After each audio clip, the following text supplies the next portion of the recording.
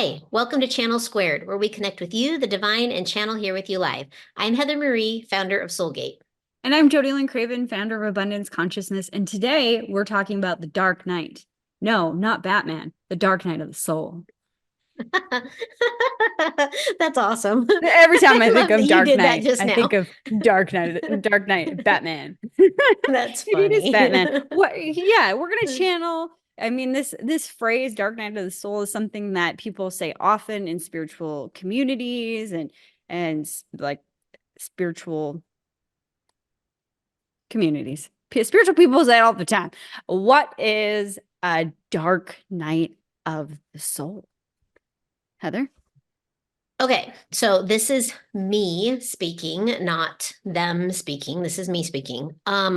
To me, the way that I interpret Dark Night of the Soul is that time that you go through where it's like a death and rebirth of, I guess, human experience, right? Like it's like you feel like as you're moving through this, it could feel like your soul is like literally dying. And so everything that you knew in your life is maybe not what it seems. And so it you kind of go through like this death and rebirth process. And so to me, that's how I, Heather the human here, would interpret Dark Night of the Soul. What about you, Jody the human? Jody the human, I would say. I would say it's like bigger than a holy shit moment. It's like a long, drawn out holy shit moment, like where you feel like your whole life is falling apart and you don't even really know who you are. You're questioning everything, or in my opinion, that has been how it is for me. You question everything, your own sanity, who you are, what you thought about the world, what you thought about yourself, what you thought about the people around you, what you thought about your career. Like it feels like you're in this moment of suspended animation almost, where you feel like everything is crumbling. And then when the rubble stops moving or shaking, you're able to see that the foundation, I don't know, this is going to sound really gross. The foundation was just plaque, like plaque on your teeth. And although it looked like for a certain degree or a certain point, when plaque first forms, it's like white and really pretty, um, that it wasn't meant to be there. And it was actually killing the host. That's my thoughts. Mm. Gross. That's a very clear image you painted for us, Jody. Thank you for that. But I Welcome. agree. I agree completely. Like that to me really does really sum it up. Sometimes we talk on our show. I know that I've mentioned on in multiple episodes about those moments when life is just completely unraveling before your eyes and you're longingly looking at the razor blades. Like I Yes. joke about that a lot. And I feel like I am entitled to joke about that a little bit because I moved through that, and didn't kill myself, even though I really thought long and hard about it. So when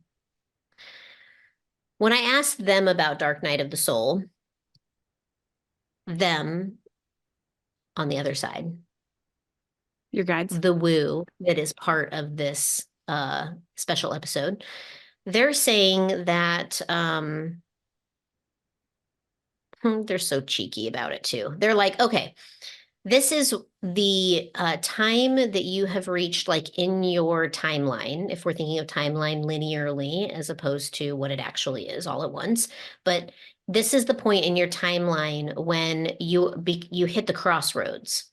And so you're literally standing at the crossroads looking at your life as, do I go this way or that? This way or that? And so they're saying that when you hit this crossroads, it feels like death to all existence, death to everything, because it is going to be whichever road you take, it will be contrary to the other. Mm.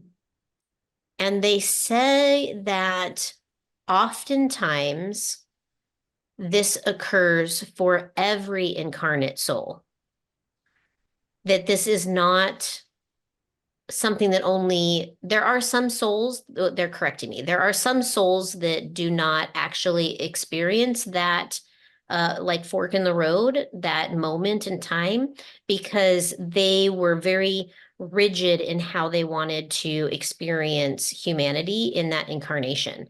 So I just love your bubble. Getting the No, thumbs up there.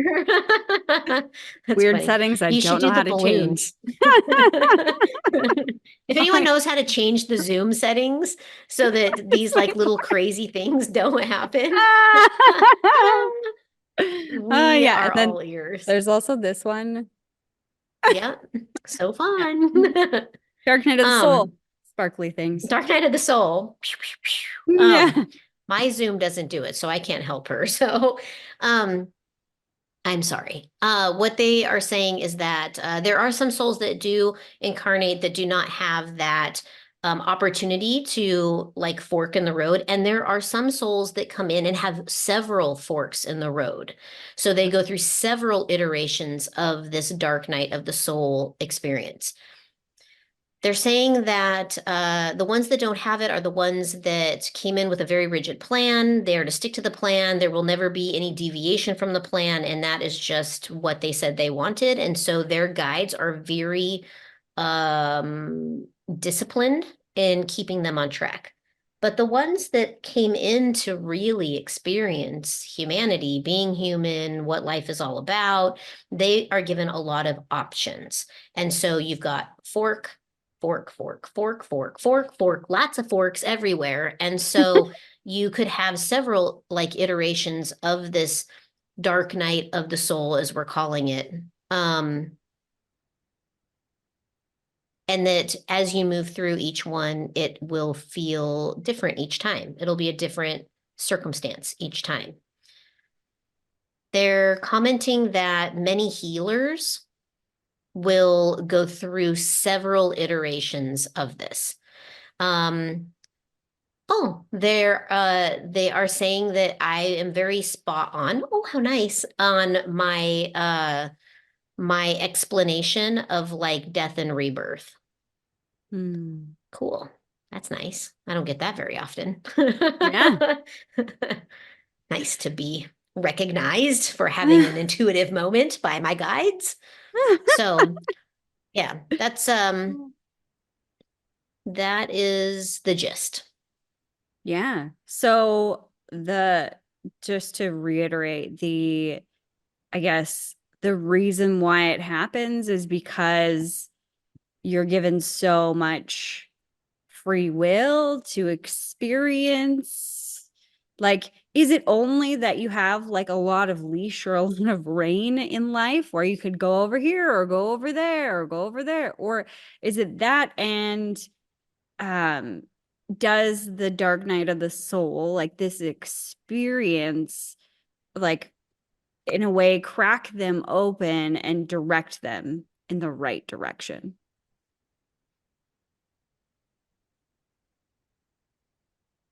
It's free will driven.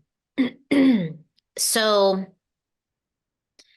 what is that phrase? Like, give them enough rope and they'll hang themselves. Yes.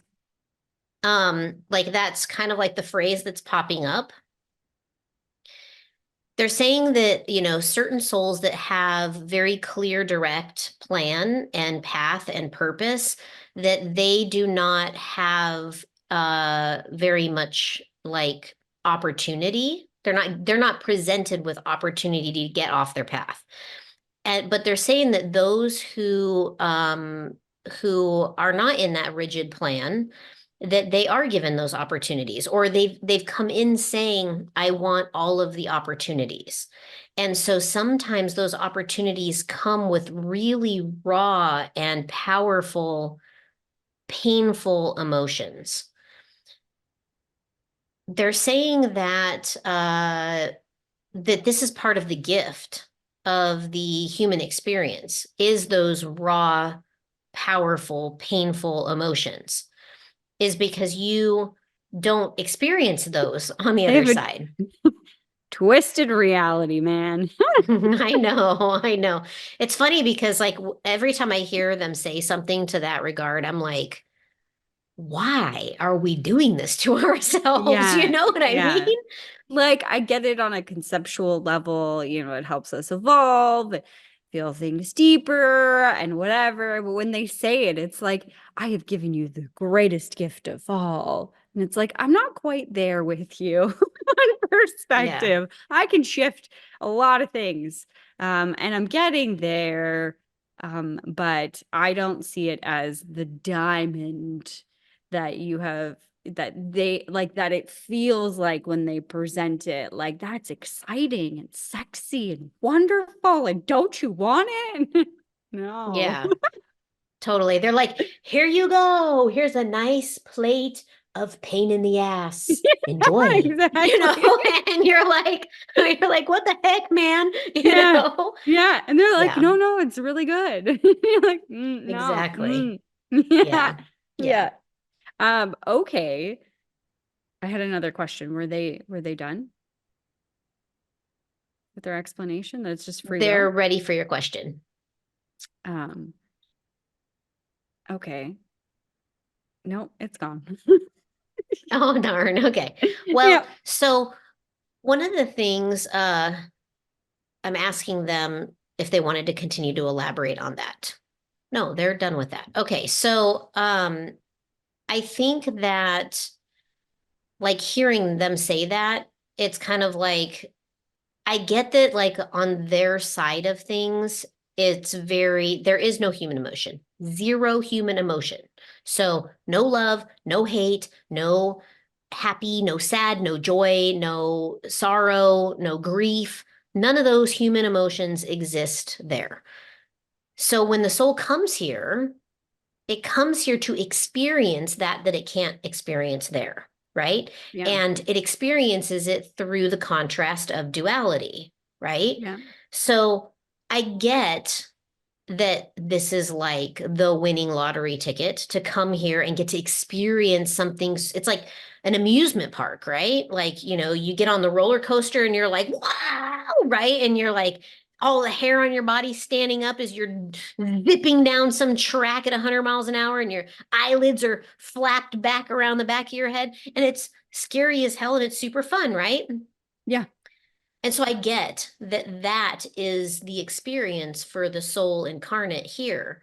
But as like the human actually experiencing those emotions and the soul going through like some what could be very painful experience, it makes me wonder like for those souls in particular that have been here many times, like me, right?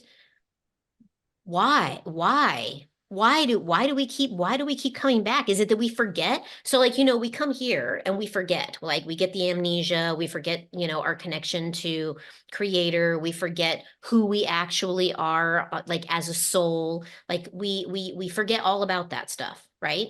Yeah. We spend our entire human lifetime trying to find our way back to what we forgot, right? So my question is does that happen on the other side? Like we get Or over is it there like and then we rom forget? yeah, or is it like romanticized? Like, you know, like after you've been in a subpar relationship, you leave it and you've been alone for a while and whatever, and then you start to romanticize who they were and how it felt, or like you just get into this illusionary state of like, well, it wasn't that bad in comparison to how good it was, or or what? Yeah, let's ask them that question.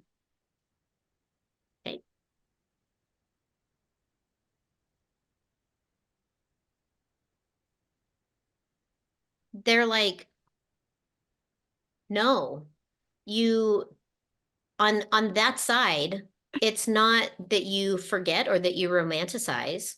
It's that it truly is extraordinary. So there's nothing romanticizing about it. Okay. Can they like explain why it's so extraordinary in a way that would make our little tiny brains understand? Like, so that we can just really absorb this concept, please.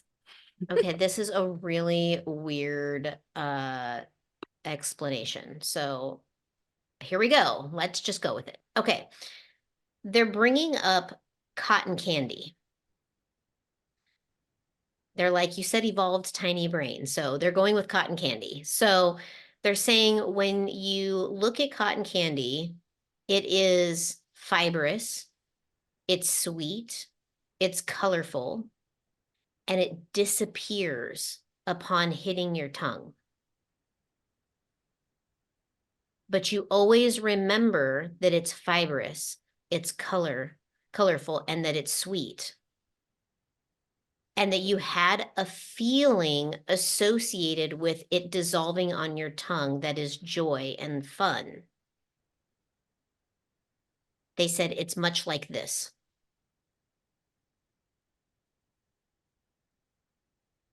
I don't know if that's helpful.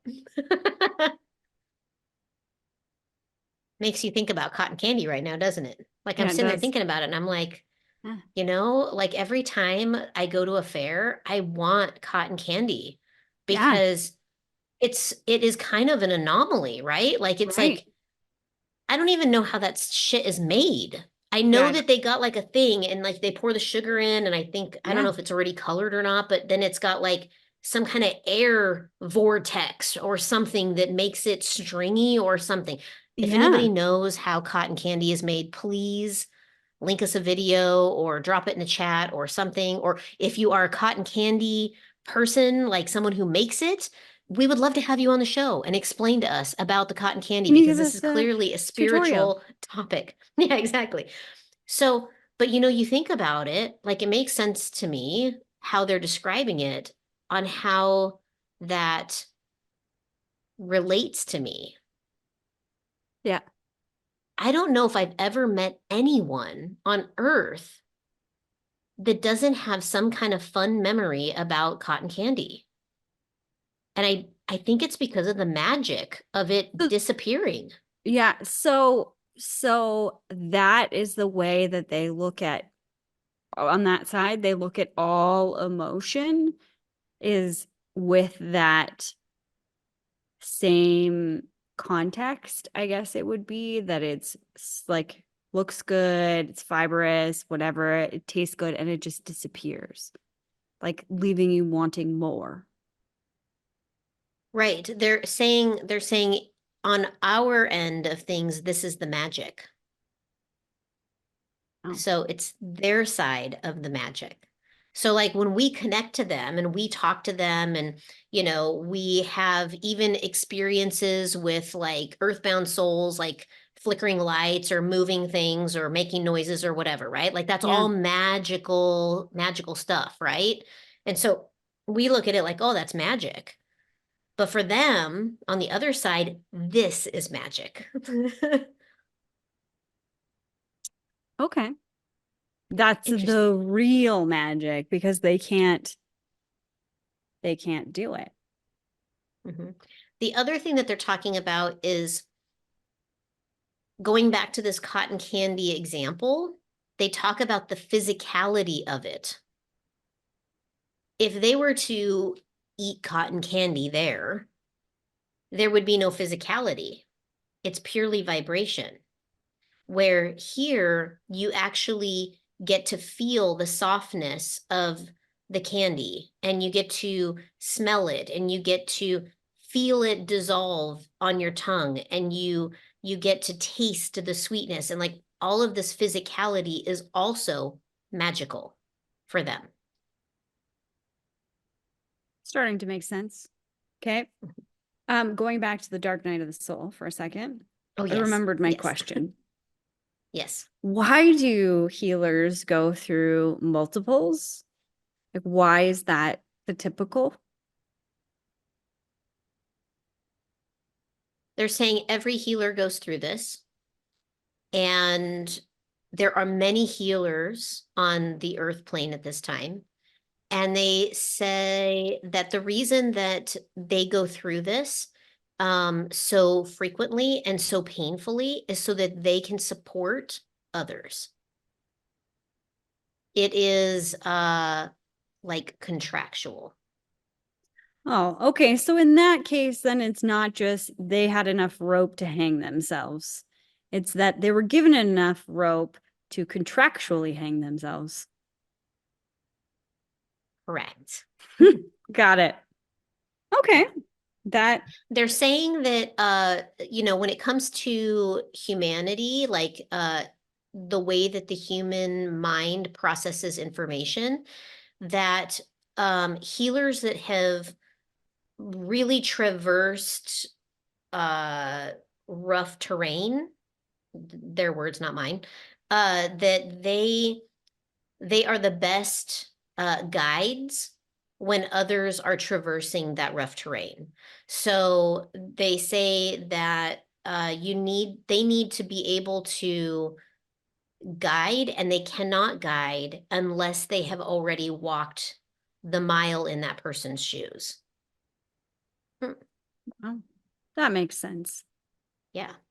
All the healers I know have been through some shit, man. Yeah. Like, you know, Yeah. I'm glad this time I get to be a channel and not a healer. I mean, I think I still obviously do some healing work, but it's not like my main focus. I'm And you've so still been glad. through some rough stuff. Yeah, but that's all right. Yeah. Light at the end of the tunnel. Right. That's right. Wow. Okay. So almost everyone will go through a dark night of the soul. Um, just to experience it. That's how it sounds. Everybody get your pants on. It's gonna be a rough Yeah. ride. Yeah. And I mean, it's a beautiful one at the end of the day. I feel like I've been through multiples, and every time I've gone through one, I've had like these epiphany moments where I was like, wow, I'm so grateful that like this thing happened to me. It shook me so much that I went left instead of right, right instead of left, whatever it was. Well, and I think that this kind of like brings up something that we were talking about, like off camera a while back about the way in which religion plays into people's experience, Yeah. and if you look at the Old Testament, God was like jealous and kind of a bully, right? And so like when God was somebody to be feared. And I, in my like soul, do not feel that. Like I don't get that at all. Um, so it's really interesting. I feel like sometimes this dark night of the soul that people go through could be partially because of what they've been taught through organized religion, through these you know, supposed sacred texts that people have like devotional or have been devoted to. Mhm. So it really has me question sometimes, like, why did that happen? Like, why did we have people in position of power utilize this information in a way that is just to control and I mean, just to control humanity as a whole, you Mhm. know? It's really kind of disappointing because I really don't feel like it was supposed to be that way, but I agree. somehow it ended up that way. Maybe it's also an opportunity for a dark night of the soul to really see who you are and really trust what Maybe. you know to be true inherently. Hmm. Yep. Yep. I don't know. So much to learn on this side of the Yeah. experience. Yeah.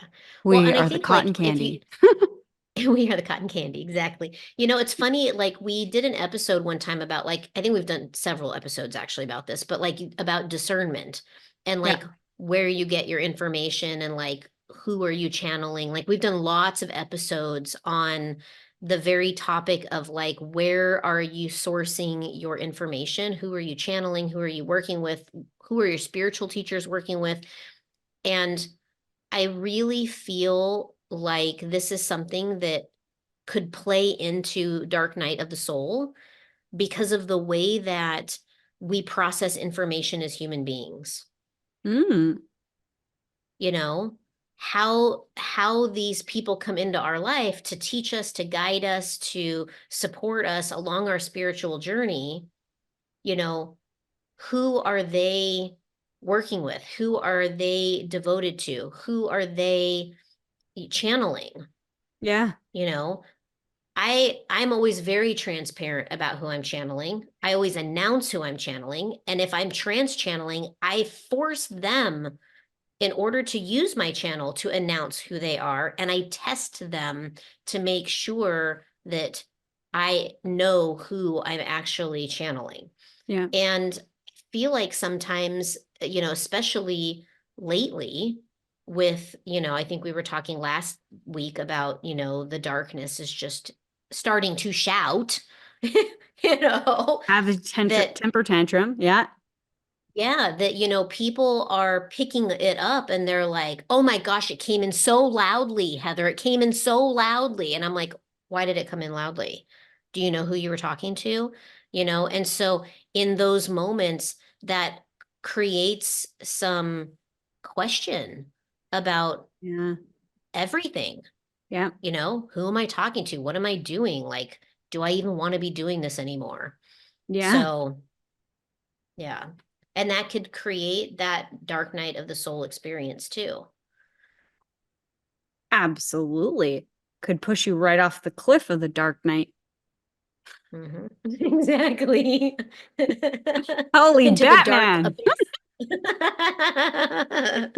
That's funny. Oh man. Yeah.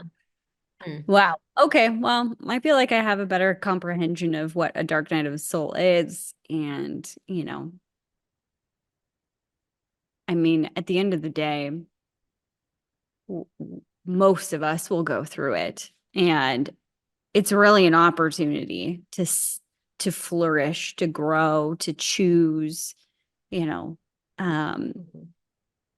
like everything else is. So there is beauty also in the dark night of the soul. True that.